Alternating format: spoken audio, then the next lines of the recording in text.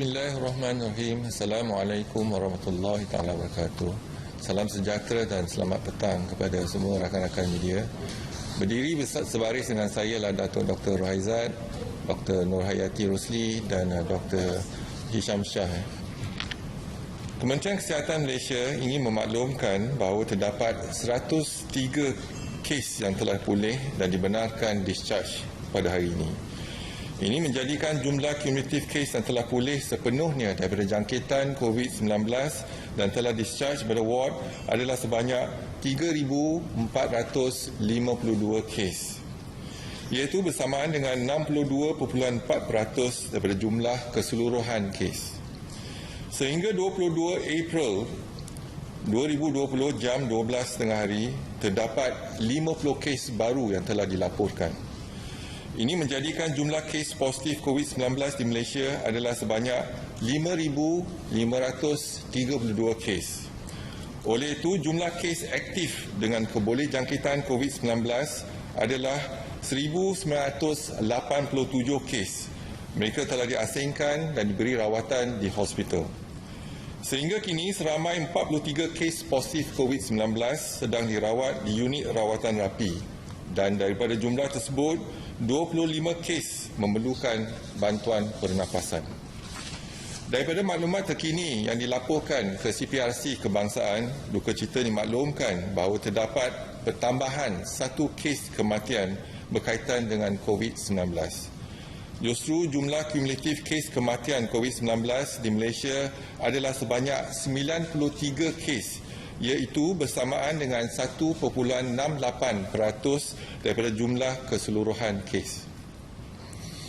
Kes kematian ke-93 iaitu kes 5,483 merupakan perempuan warga negara Malaysia berumur 72 tahun dan mempunyai latar belakang penyakit barah dan darah tinggi. Beliau telah dirawat di Hospital Umum Sarawak pada 20 April 2020 dan disahkan meninggal dunia pada 22 April 2020 jam 9 suku pagi. Kementerian Kesihatan Malaysia mengucapkan takziah kepada ahli keluarga beliau. Kementerian Kesihatan Malaysia telah mengesan satu kluster yang bermula di Pengeran, Johor. Case index iaitu kes 1,508. Kluster ini telah mula mengalami gejala pada 12 Mac 2020. Beliau telah dirawat di sebuah klinik swasta pada 16 Mac 2020 dan disyaki menghidapi demam denggi. Pada keesokan hari, beliau telah merentas beberapa buah negeri untuk mengunjungi sanak saudara di sekitar Selangor sebelum pulang ke Pengeran pada 18 Mac 2020. Keadaan kesihatan beliau mula merosot dan dimasukkan ke Hospital Sultanah Aminah Johor pada 20 Mac 2020 dalam keadaan kritikal. Beliau seterusnya disahkan positif jangkitan COVID-19 pada 22 Mac 2020. Setakat 22 April 2020, kluster ini melibatkan sebanyak 15 kes positif COVID-19, iaitu 10 orang rakan sekerja dan 5 orang ahli keluarga kes indeks, termasuk ibu beliau yang berusia 79 tahun dan anak perempuan berusia 10 tahun. Sebanyak 7 kes daripada kluster ini masih dirawat di hospital, manakala 8 kes lagi telah pulih sepenuhnya dan dibenarkan discharge. Secara keseluruhan, 3 kes di dalam kluster ini telah dirawat di ICU. Jangkitan di kalangan ahli keluarga yang menetap di negeri lain adalah dipercayai berpunca daripada aktiviti kunjung-mengunjung yang berlaku sehari sebelum pelaksanaan PKP. Seperti yang sedia maklum, penularan pandemik COVID-19 yang kini melanda seluruh dunia telah memberi kesan yang sangat ketara terhadap amalan dan norma kehidupan seharian kita. Ini termasuklah perubahan kepada cara amalan keagamaan dan tradisi kebudayaan seperti budaya kunjung mengunjungi perhimpunan keagamaan dan majlis kerajaan yang merupakan antara identiti unik masyarakat majmuk di negara ini.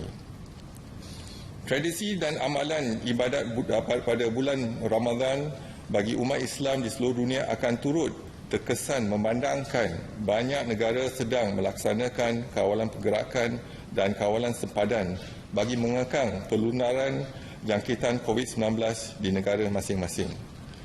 Mengambil iktibar daripada penyebaran jangkitan COVID-19 dalam kluster Pengerang dan juga subkluster Rembau, masyarakat diminta untuk kekal patuh kepada perintah kawalan pergerakan dan elak daripada melakukan sebarang aktiviti kunjung-mengunjung ke rumah rakan dan sanak saudara. Ini termasuk perjalanan merentas negeri, daerah dan mukim atau menghadiri perhimpunan besar-besaran termasuk majlis keagamaan dan majlis kerajaan. Kementerian Kesihatan khuatir aktiviti seperti ini yang sememangnya telah menjadi kelaziman rakyat Malaysia akan mengakibatkan penularan jangkitan COVID-19 di kalangan ahli keluarga, terutama kepada golongan warga emas dan kanak-kanak. Umat Islam di negara ini diseru untuk menggunakan peluang semasa bulan Ramadan yang bakal menjelma untuk menjalankan aktiviti dan amalan keagamaan seperti persediaan juara terbuka, berbuka puasa dan solat berjamaah dengan keluarga di rumah masing-masing. Selain daripada meraihkan bulan Ramadan bersama keluarga tersayang di rumah, langkah ini dapat membantu kita menjaga dan melindungi ahli keluarga yang dikasihi, terutamanya ibu bapa yang berusia dan anak-anak kecil daripada jangkitan COVID-19. Orang ramai juga dinasihatkan supaya sentiasa mengamalkan jarak sosial yang selamat sekurang-kurangnya 1 meter daripada orang lain dan penjagaan kebersihan diri yang tinggi seperti kerap mencuci tangan dengan menggunakan air dan sabun. Seterusnya ingin dimaklumkan kluster perhimpunan di Seri Petaling. Setakat ini bilangan sampel yang disaring ialah 29,400 dan sampel yang diambil ialah 28,211. Bilangan yang positif adalah 1,978 melibatkan 5 generasi. Seterusnya kita ke kluster pelajar-pelajar tahfiz. Telah dikenal pasti 13,223 pelajar tahfiz di 200 sekolah madrasah. Pun begitu, 4,647 sampel telah diambil iaitu bersamaan dengan 35% dan didapati 298 pelajar adalah positif iaitu bersamaan dengan 6.4%. Dan kita ke laporan PKPD dan dimaklumkan lokaliti Menara Plaza City One, bilangan sampel yang telah diambil setakat ini ialah 1,986 dan ada pertambahan 11 kes menjadikan jumlah positif 51 kes dengan 1 kematian. Dan yang seterusnya adalah Selangor Mention, ada tiada pertambahan kes dan kekal 85 kes. Malayan Mention juga tiada pertambahan kes dan kekal 4 kes. Lain-lain masjid di kawasan Masjid India, sampel yang telah diambil adalah 1,188 kes, tiada pertambahan kes, kekal 3 kes. Dan untuk Bandar Baru Ibrahim Majid, kekal tiada pertambahan kes iaitu kekal 183 kes. Lain-lain lokaliti di luar Bandar Baru Ibrahim Majid kekal 39 kes iaitu tak ada pertambahan. Kampung Sungai Lui juga tiada pertambahan kes, kekal 131 kes. Bukan Kampung Sungai Lui tiada pertambahan kes, kekal 315 kes. Dan pusat bandar utara sekitar Pasar Borong Kuala Lumpur, sampel yang diambil ialah 4,532 sampel dan setakat ini tiada kes tambahan, tetapi jumlah kes yang didapati ialah positif ialah 28 melibatkan 1 kematian iaitu warga negara Myanmar. Seterusnya kita ke kluster. Dan kluster yang telah ada pertambahan didapati ialah kluster Menara Plaza City One. Sebagaimana yang saya sebutkan tadi, ada pertambahan 11 kes baru menjadikan jumlah keseluruhan kes di Menara City One 51 kes. Kluster petugas kesihatan Kuching iaitu ada pertambahan 10 kes menjadikan jumlahnya 50 kes. Dan kluster persidangan gereja di Kuching ada pertambahan 7 kes menjadikan jumlah 146 kes. Kluster kejuruteraan di Kuantan ada pertambahan 3 kes menjadikan jumlah 61 kes. Kluster Madrasah Sungai Salan di Jerantut ada pertambahan 3 kes menjadikan jumlah 78 kes. Kluster PUI di Itali iaitu di Kuching ada pertambahan 1 kes menjadikan jumlah 60 kes. Kluster Madrasah Air Membau ada pertambahan 1 kes menjadikan jumlah 39 kes. Kluster pelajar yang pulang dari luar negara pesantren iaitu ada pertambahan 1 kes menjadikan jumlah 55 kes. Kluster Madrasah Sungai Lui tiada pertambahan, kekal dengan 128 kes. Kluster eksekutif iaitu di wilayah Persekutuan Selangor dan Negeri Sembilan, Johor dan Pulau Pinang tiada pertambahan kes, kekal 121 kes. Dan kluster yang lain juga tiada pertambahan. Sekian, terima kasih. Kalau ada apa-apa soalan, silakan.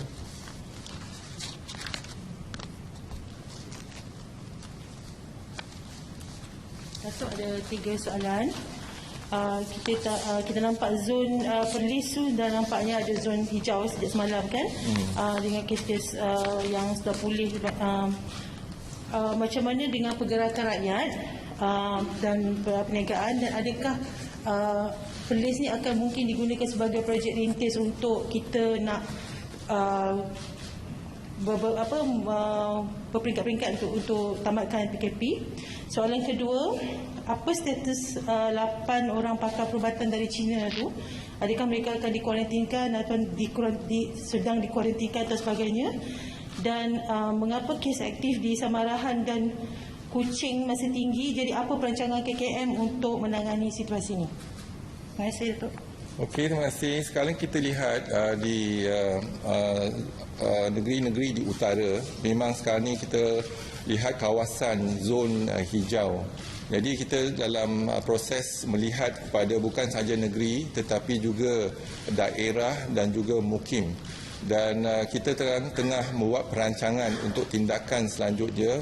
Kita akan berbincang dengan MKN melihat kepada kawasan-kawasan zon hijau. Jadi kawasan-kawasan zon hijau perlu dilindungi.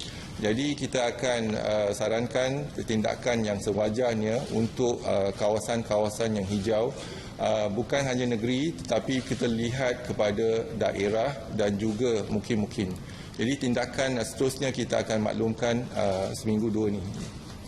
Yang kedua, bukan isu jadi yang warga negara Cina 8 orang telah pun sampai ke Malaysia dan swab telah dilaksanakan dan didapati negatif. Dan kita masih memantau dari segi pergerakan mereka, dan pergerakan mereka terkawal oleh Kementerian Kesihatan. Jadi kita tahu di mana mereka, dan juga kita masih menggunakan peluang ni untuk menjalankan perbincangan. Dan juga kita dapati bukan hanya perbincangan yang positif, langkah-langkah yang pengalaman mereka dan langkah-langkah pencegahan mereka laksanakan, dan juga ada perkara yang mereka laksanakan yang kita dapat belajar, dan ataupun langkah-langkah tindakan mereka tu ada yang tak berjaya juga pun kita belajar bersama. Jadi perbincangan masih dijalankan bersama dengan mereka. Seterusnya, mereka juga tak ada gejala langsung. Yang penting sekarang ni dalam saringan kita lihat kepada gejala, iaitu PUI. Kalau mereka ada gejala, terus kita masuk kat PUI. Tetapi mereka tak ada gejala, mereka juga tak ada kontak rapat dengan kes-kes yang positif. Mereka telah disaring di negara China dan juga disaring di Malaysia. Yang seterusnya ialah isu Samarahan, iaitu ada 2 kluster yang besar kat situ, iaitu kluster PUI. Ada 3 kluster je. Satu ialah PUI Itali, dan jadi satu lagi kluster persidangan agama di gereja, dan juga satu lagi kluster barisan kesihatan di barisan hadapan kesihatan di hospital. Jadi kita masih kenal pasti bagaimana kita dapat memutuskan lagi penularan. Tetapi yang pasti ialah tindakan active case detection kena dipergiatkan lagi, pertingkatkan lagi untuk kita mengenal pasti the close contact tu. Jadi mungkin ada kalanya katalah PUI yang pertama dia kerja di bank contohnya. Jadi mungkin mereka yang kita kenal pasti ialah close contact yang didaftarkan ataupun yang kenal. Ada yang tak dapat kita kenal pasti siapa yang close contact tersebut. Jadi penting untuk kita lihat pada close contact dan contact tracing kita pertingkatkan, dan juga tiga kluster ni dalam proses siasatan kita. Jadi kita harap kita boleh tambah baik lagi siasatan kita untuk kita mengenal pasti mereka yang belum lagi dapat dikesan. Jadi mungkin mereka ada hubungan ataupun exposure tetapi tidak dapat dikesan. Jadi kita harap tindakan yang positif dapat kita tingkatkan lagi daripada masa ke semasa. Okay, Datuk, this is Sushin from China Press. I have 3 questions with me. First question is the Pasar Borong KL, we see there's 28 cases. So we'd like to know how many of them are foreign workers among them. Then the second question is we are less than 1 week away from the end of phase 3 MCO. So we'd like to know KKM on KKM side, when will KKM advise the government whether or not to extend the MCO?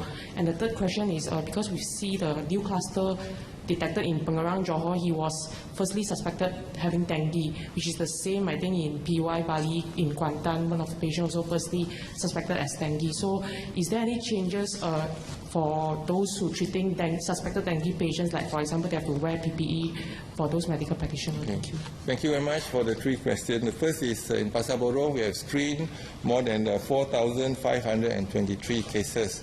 To date, we have 28 cases positive. Whereby 8 is warga negara Malaysia and 20 warga negara asing. So, and 1 death basically involving Myanmar citizen. So we will continue to, because we re-enhance the MCO in that area, we will continue to screen more of those targeted screening in the location as well as the high-risk group. So we hope that in the next couple of days we will identify more cases in that area. The second is with regards to the MCO.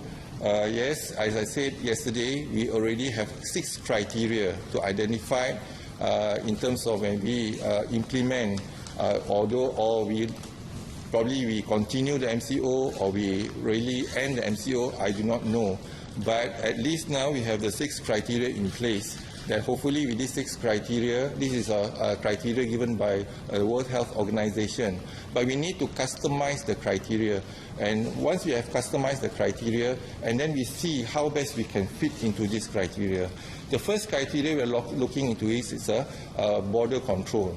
And it is very important, border control. If we open up our border, then imported cases will increase. That is something that we learned from many countries that have done that. So we need to look into the issues of border control. In fact, we need to tighten the border rather than to ease the border. Second is that when we look into movement control, and we understand that movement control, that means that transmission, local transmission from one person to another has been decreased or reduced. So if that's the case, how can we maintain in terms of transmission to one person to another? Now, our tagline is stay at home. Once you stay at home, then we break the chain of virus transmission. Now, if you want to review back again, there are certain indicators we are looking into it. One is the positive infective cases. So today we have seen our positive infective cases is below 2,000 today. Yesterday was 2,045 cases. Today is 1,000. If you look into our cases, I just mentioned earlier just now, 1,987 cases. So this is positive cases, which means it's coming down. So we need to control these positive cases, whereby today we've identified the positive cases. Although asymptomatic, we will admit them in the hospital. Those, mild symptoms also will admit them to the hospital. And we continue to monitor them. And we continue to treat them as well. Until they are negative, then only we allow them. So infectivity or positive cases that can transmit can infect others. We need to basically isolate them. So we are doing the isolation. So you look into our total cumulative cases, minus the discharge and minus the death, and then that's where we have the positive infectivity cases that we have. So we need to make sure that we can bring down the cases. That's one. And then our daily cases now today, you see, is 2-digit 50 cases. So with the 50 cases, 5 cases, basically we are looking into imported cases. So the actual local transmission is 45 cases, although we have 50. But the actual, yesterday we reported cases, but there are actually imported cases as well as the local transmission. So the local transmission is important. That is the second criteria we're looking, and also the percentage. As I mentioned before, the infectivity 3.55 now is below 1. So we hope that we can bring down the cases now. And now is 2-digit, probably in next 1 week or next 2 weeks, if we continue to enhance our MCO, we can bring down the cases, maybe a single digit. We have seen that in other countries as well, single digit. So these are the indicators for us to consider in terms of the MCO. Whether the MCO will live up or continue, we will advise the Prime Minister to make that decision in terms of advisory. So we get the data, everything, we show it to the Prime Minister, and it is the Prime Minister's decision whether to extend or even to have a soft exit strategy on that. So that is the second criteria. The third criteria is to enhance our healthcare facilities in terms of our labs. I mean, the turnaround time, although turnaround time, acceptable turnaround time is 24 to 48 hours, the guidelines given by WHO, we try our best to have the turnaround time less than 24 hours. And we have to enhance our capabilities of the hospital, our capacity and in the hospitals to increase our COVID hospital, strengthen our ventilators, our ward, as well as our staff, for example. So these are very important. In any organization, the most important asset is our staff. So I think this is the third criteria. It comes under Ministry of Health. The fourth is that when we want to consider lifting up the MCO, we must protect the vulnerable group. For example, those elderly, and then those OKU, those who have comorbidities, and those who are undergoing treatment, for example, cancer treatment and etc. So we need to protect that. So we must have a mechanism to look into protecting the old folks' home, etc. So we are looking into that. Is a fourth. The fifth is that the new norms. This is where I think we have to discuss. When we start our life again, it's not going to be back to normal, but we need to adapt to the new norm, whereby, one, there's no public gathering. Second is that social distancing. Third, protect ourselves in terms of if you are in the public, for example, and if you are facing a lot of people, then you have to put on your mask, encouraged to put on the mask. Hand washing, don't forget about hand washing. So every now and then you should use your sanitizer or hand washing. Keep your good hygiene and take all the precautionary measures. So that is important, and that transcends across all ministry, all departments and all agencies. The first is we need to look back, as I said before, when WHO declared the public health emergency of international concern. There are three factors. One is the fatalities of the virus. Second, looking at infectivity of the virus, how fast the virus can spread. And third is the economic sector. They also look into the economic sector, whereby if you were to look back during the first wave, we protected the economic sector. That means whatever we do, we treated the 22 patients during the first wave, and all of them discharged. You don't even feel, in terms of the disruption, the social disruption or economic disruption. So now we need to look into the priority. We have started the essential list in terms of the economic sector, and now maybe we have to open up the industry and etc. economic sector, but they have to follow the new norms that, for example, as I said, no social gathering, social distancing, and make sure that they comply, maintain the good personal hygiene. So all that we will put in place, and we will continue to adapt and to implement in terms of looking into targeted approach. If there is an outbreak, for example, in certain area, outbreak cases, then we will come in to look into the MCO, enhance the movement control in that region, and we screen everyone there. So it can apply to a department, it can apply to a factory, it can apply to a group of people. So that's the fifth criteria, meaning we adapt to the new norm. The sixth criteria, which is also very important, is the community empowerment. So we have to empower our community, whereby now we're back to the green zone, whether it's a state, whether it's a district, whether it's a mukim or a kampung. We have to empower the community. So we have to use the workforce in the community, for example, in the district level, to protect the green area and to promote in terms of the new norms that we have. So all of us today, we practice new norm. For example, we do not shake hand anymore. So from a distance, the way we greet people, it really changed. And then we continue to have social distancing. We continue to maintain the high standards of hygiene, for example, and take all the precautionary measures.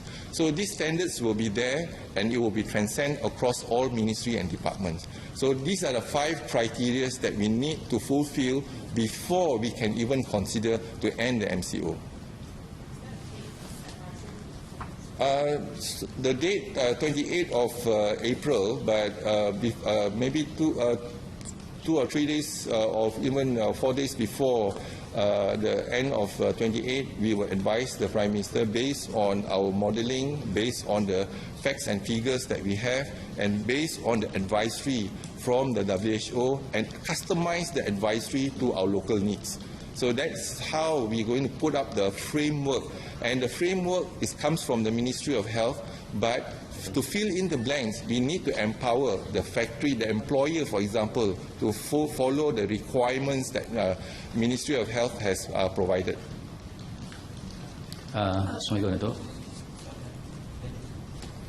In dengue, yes, we have actually informed most of our frontline workers to be careful, because not only dengue, even pneumonia, the SARI cases, those days SARI cases, and they treat the patient, sometimes they do not protect themselves. So once they diagnose, for example, anyone coming to the clinic, once you are healthcare workers, you need to put on a mask, for example, take all the precautionary measures, and the diagnosis must be confirmed. And then the high index of suspicion now, because as I said earlier, the surveillance that we've done for ILI and as well as SARI, there are cases in our community. So we advise our frontliners, healthcare workers, to make sure that they protect themselves. Because once you treat your patients, sometimes you are not protected. We already have a couple of doctors, for example, been infected from the GPs. I was told 45 of them have been diagnosed with COVID-19. So it's important for them, the GPs, the frontliners, those come to the GP's clinic for cough and cold, even for running nose, you have to protect yourself. So we are telling our doctors in treating SARI patients, all SARI patients will be considered as COVID positive until proven otherwise, which means even though you do not have the results, you treat them as a COVID positive patient until you get your result, rather than you treat them without protection and then you get the result later on. So that circular has gone out, and we hope that all our frontliners take precaution in terms of treating those patients, even ILI or SARI. Assalamualaikum. Zaini daripada Malaysia KZ. Saya ada 2 soalan di sini. Kalau warga negara Malaysia yang dibawa pulang, mereka akan dikuarantin selama 14 hari.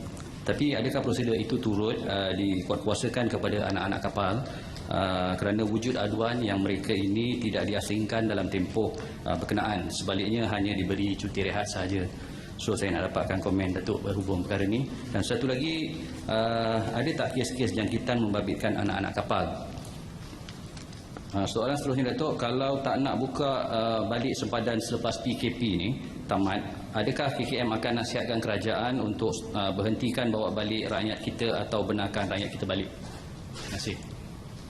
Okey, yang soalan kedua, adakah kita nak bawa balik rakyat kita? Jadi sekarang ni kita kena lihat kerjasama antara dua negara, antara Malaysia dan juga negara tersebut. Jadi mungkin larangan ataupun perintah pergerakan di negara tersebut. Jadi kita kena berbincang bagaimana kita boleh membawa balik rakyat Malaysia ke negara kita. Jadi proses tu melibatkan MKN dan juga NAKMA untuk melihat bagaimana kita boleh bawa balik rakyat Malaysia di luar negara. Yang kedua, anak-anak kapal, contohnya kalau kita punya standing operating, kalau kapal cruise contohnya, kapal layar dan sebagainya, memang tetap kita akan pastikan mereka kuarantin untuk 14 hari. Tetapi kalau penerbangan, jadi kita lihat anak kapal tersebut sama ada dia ada stop ke tempat tertentu. Kalau tak ada stop, mungkin yang tu yang kita akan berbincang dengan Kementerian Pengangkutan melihat kepada aktiviti mereka sebelum kita benarkan mereka balik ke rumah ataupun cara kuarantin yang lain. Jadi yang tu kita akan lihat pada teliti bersama dengan Kementerian Pengangkutan. Alia from Malaysia Kini. I have two questions. The first is, how many tests have been conducted in total in the 24-hour period of noon April 21st to noon April 22nd? And second, I would like to get your response to concerns. Will KKM advocate for frontline allowance to be disbursed to more medical staff, because including those who are stationed in screening tents, because there are complaints or concerns that they have difficulties accessing the allowance that has been announced. Yeah. So, okay, thank you. There are two questions here. The first is how many, the capacity of a test. So, as I mentioned earlier, our capacity from the 43 labs that we have, total capacity 11,548. And now we are using the antibody test kit for those quarantine day 13. So day 13, if the antibody no response, non-reactive, then we allow the patient to discharge. But if that day 13 antibody is positive, then we have to do the PCR again. So that's how we actually reduce in terms of using the PCR for day 13. Our capacity 11,546 from 43 labs. But more importantly, every day, for yesterday, for example, 21st of April, we did 9,899 tests been done, which account for about 86%. And we asked IMR to reduce the volume in IMR so that we hope the IMR can focus more on isolation of the virus, culture the virus, and study the virus. So the other labs, they are doing about 500 plus, but other labs, for example, IMR is doing about 658 tests yesterday, but their capacity is more than that, about 850. And then we hope that IMR can focus to identify the virus. For example, today we have seen doing the first analysis shows that our virus is the strain B virus. So whether it's possible for us to get a strain C as a strain A. So we have to do the isolation and culture the virus. So in total, every day we do about 85% or 89% of the capacity of our lab. Our capacity is 11,546 and yesterday 9,899. Okay? Okay, Datuk. And allowance, okay, allowance that has been discussed and is in our top management, and our Datuk Sri KSU will actually implement it. So it depends on the funding that been given to us by MOF, and that's not under my forte, it's under our Secretary General. So we hope that our Secretary General will look into it and then disburse the funds. Okay, Datuk Rusma from RTM. 3 kementerian bekerjasama untuk MOSTI, Wisma Putra dan KKM untuk mengenal pasti negara yang berpotensi dalam kajian berkaitan dengan vaksin, dan semalam mereka ada meeting bersama. Jadi antara negara tu adalah China, UK, Korea Selatan.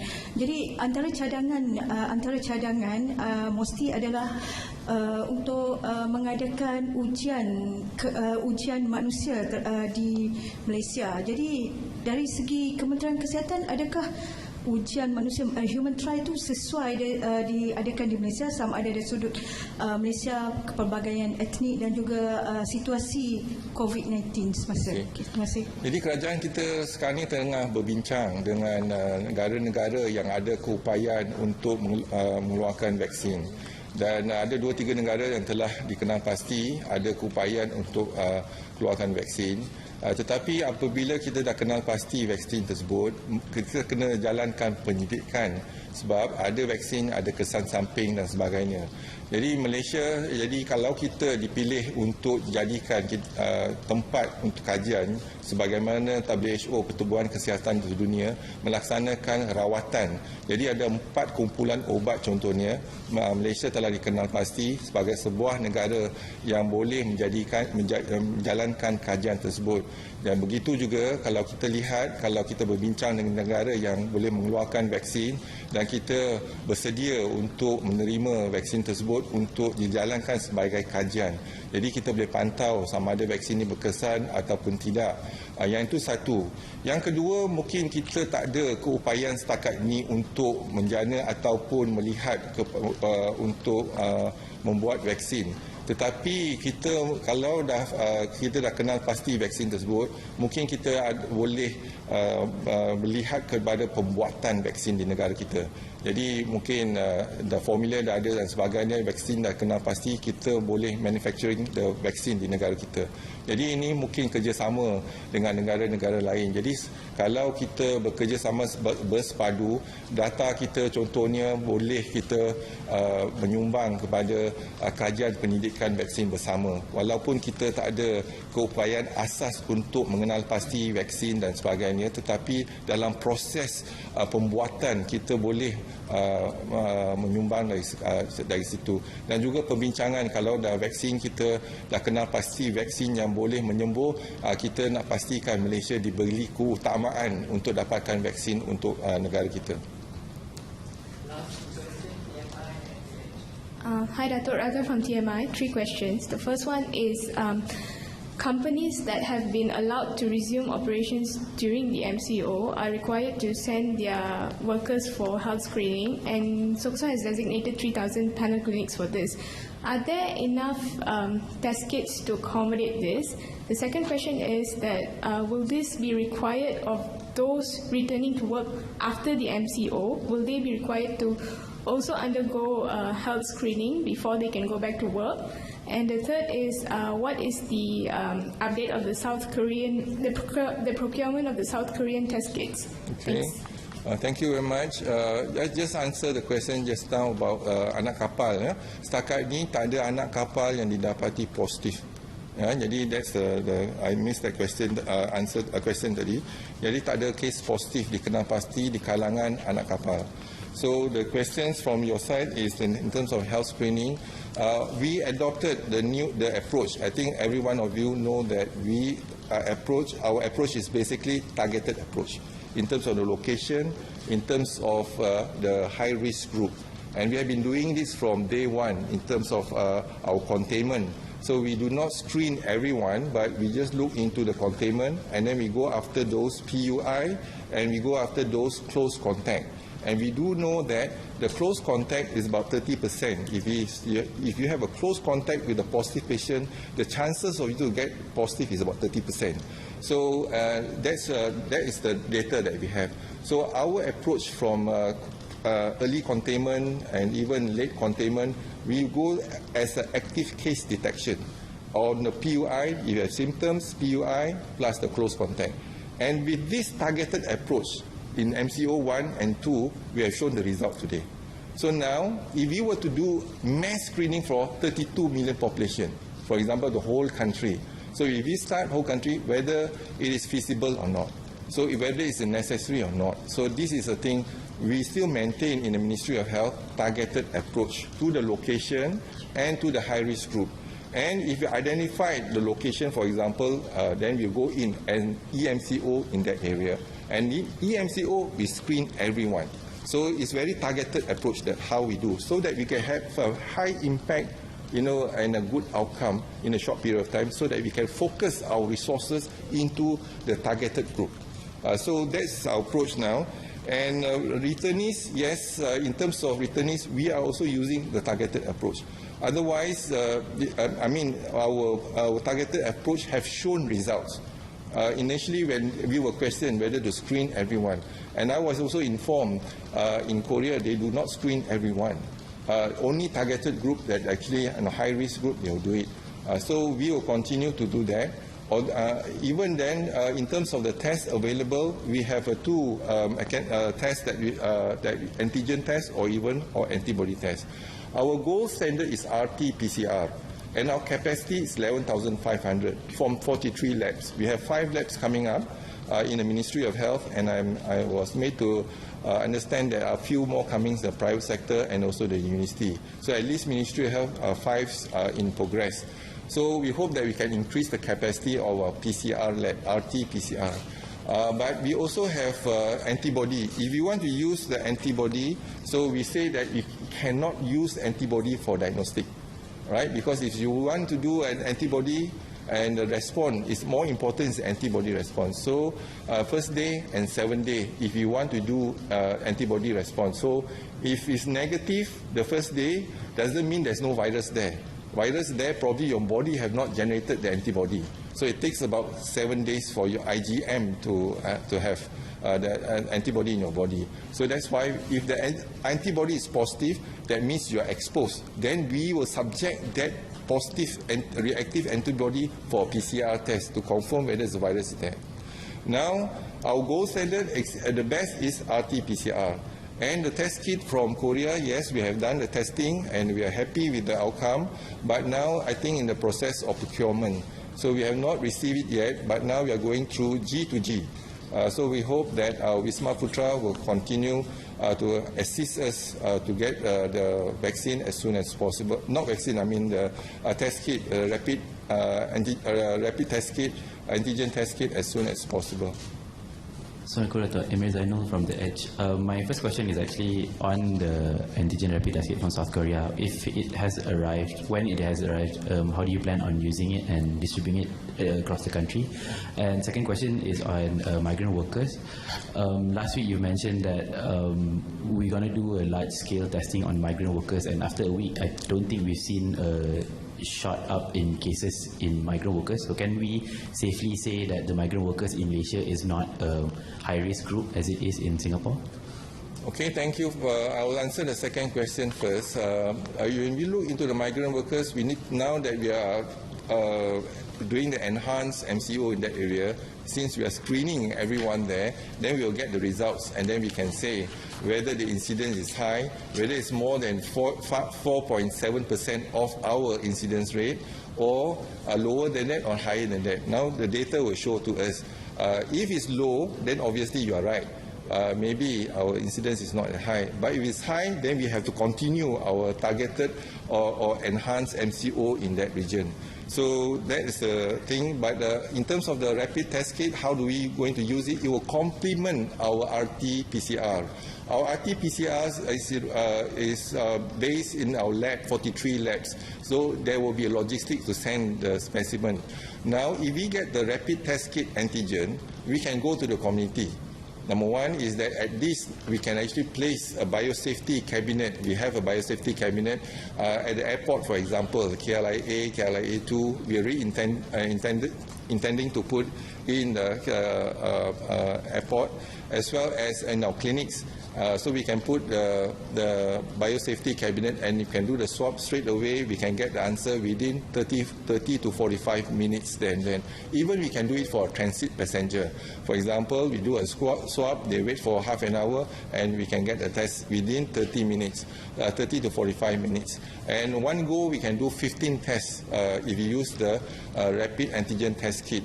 So we hope that once you get the rapid antigen test kit, the advantage is that it's fast, very fast turnaround time, and the second is that you can do at point of care, provided you have the biosafety cabinet.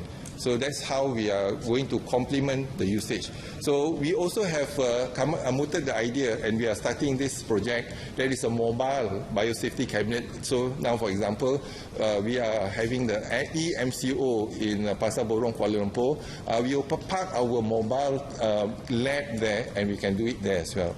So that will complement in terms of our diagnosis using the rapid test kit. Dato'? We expect to arrive earliest probably on Friday, but maybe this weekend or next week. So procurement has been done, but now we are going through because going to it's a logistic issue, that's one, but also I think the demand is high demand for the rapid test kit, not only from Malaysia but globally. So now we are working towards a G2G for us to assist our government and KLN as well as the Korean embassy to see how best we can actually facilitate the import of this test kit. Dato', tadi Datuk kata setakat ni kajian menunjukkan kita strain daripada B virus tu. Boleh Datuk terangkan sikit mengenai kajian ni? Okey, yang sekarang ni kita dimaklumkan ada 3 strain, berarti A, B dan C. A dikatakan terdapat di Amerika Syarikat, di mana dia datang pada kelawar contohnya A. Jadi mungkin virus di Amerika Syarikat tu adalah mutasi A. Jadi yang di negara China ialah dikatakan ialah type B, dan di Malaysia ataupun di Singapura dan juga di Eropah dikatakan virus type C. Tapi apa yang kita kenal pasti sekarang ni dalam peringkat ujian awal kita, iaitu kita melihat kepada gelombang pertama, pesakit kita gelombang pertama, kita ada 22 pesakit gelombang pertama. Kes yang pertama kita dapati ialah pada 25 Januari dan melibatkan 16 warga negara China. Dan kita ada 16, jadi kita ada 6 kes yang bukan warga negara China, rakyat Malaysia pun terlibat juga, dan 1 warga negara Amerika. Jadi kita melihat pada virus tersebut dan kita bandingkan dengan gelombang kedua, iaitu warga negara Malaysia, dan kita lihat pada gelombang pertama kita asingkan virus tersebut, kita kuturkan virus tersebut dan kita kaji virus tersebut, kita dapati ialah daripada sama dengan di Wuhan, iaitu strain B. Iaitu yang kita kenal pasti. Sekarang ni kita ada strain lain di gelombang kedua. Ada yang datang dari Jepun, ada yang PUI daripada Itali. Jadi kita lihat kat Sarawak sekarang ada daripada Itali. Adakah dia strain A, B ataupun C? Ada yang datang dari United States, ada daripada UK. Jadi kita sekarang tengah melaksanakan penyidikan untuk asingkan virus daripada pesakit-pesakit kita, yang sampel-sampel yang kita ada. Lepas tu kita akan kuturkan virus tersebut dan kita akan kaji dan sama ada mutasi ataupun kenal pasti jenis virus yang kita ada. Jadi ini kajian yang dilaksanakan oleh IMR. Jadi kita harap apabila kita dapat kajian tersebut, kajian ini juga akan menjadi tanda aras untuk kita buat perbandingan dengan negara-negara yang lain.